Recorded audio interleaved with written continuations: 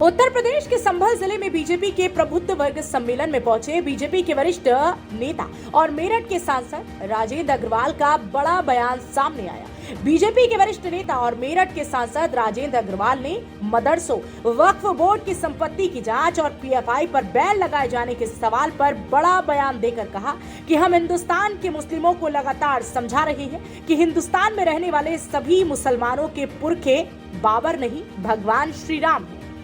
2024 की तैयारी तो हमारी 2019 से शुरू हो गई थी जी। भारतीय जनता पार्टी 12 महीने जी।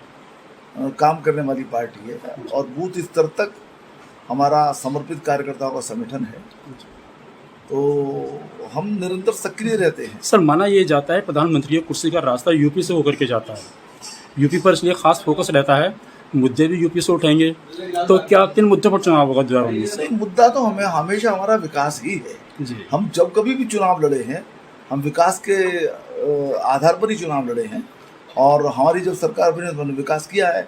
हम वोट बैंक की राजनीति हम करते नहीं है। लेकिन सर, जो विपक्षी पार्टियां हैं उनका ये कहना है कि बीजेपी सरकार जो है इस बार हिंदू मुस्लिम कर रही है।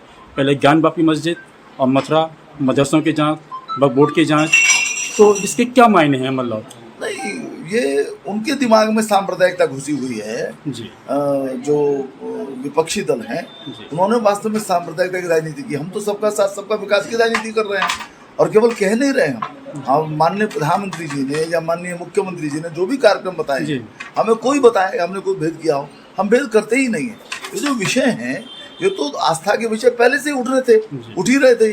ये जो सांप्रदायिक राजनीति के कारण से, वोट बैंक राजनीति के कारण से जो अन्य दल हैं, विपक्षी दल हैं, उनको दबाए रहते थे। अब न्यायालय फैसले कर रहे हैं, पार्टी थोड़ी फैसला कर रही है। तो ये जो वास्तव में जो एजेंडा सांप्रदायिकता का है, ये विपक्ष का है। हम पूरी तरीके से सबका साथ, सबका विकास। सर, सरकार एक औरतों के खिलाफ कार्रवाई कर रही है, मदरसों के खिलाफ कार्रवाई कर रही है, को कार्रवाई कर रही है, लेकिन दूसरी ओर जो है आरएसएस के प्रमुख मस्जिद में जाते हैं, क्या मायने हैं? नहीं, कोई कार्रवाई नहीं कर रहे हैं, उनकी जांच कर रहे हैं। कोई अवैध तो नहीं हो रहा है कुछ, क्योंकि बहुत सारे मदरसों के बारे में रिपोर्ट आती है कि वहाँ पर आतंकवादी गतिविधियों को प्रश्रय दिया जाता है। और जहाँ तक आरएसएस की बात है, हालांकि उसके लिए वो अपनी बात कहने में सक्षम है, हम शुरू से मानते आए हैं कि हिंदुस्तान में रहने वाले मुस्लिम मूलतः हिंदू ही है। वो अपना किसी वजह से उन्होंने पूजा पद्धति बदली होगी, लेकिन पूजा पद्धति बदलने से पुरखे नहीं बदलते। हम शुरू से कहते आए हैं और हमें समझाते आए हैं कि भी बाबर आपका पुरखा नहीं है, आपके पुरखे राम है। तो ये जो सारी बात है, ये फर्क है। तो हमारी बराबर कोशिश रही है। संघ के पूजनीय सरसंघचालक केवल पहली बार नहीं है, पहले गुरुजी के समय में भी बराबर मुस्लिमों से भेंट करते थे।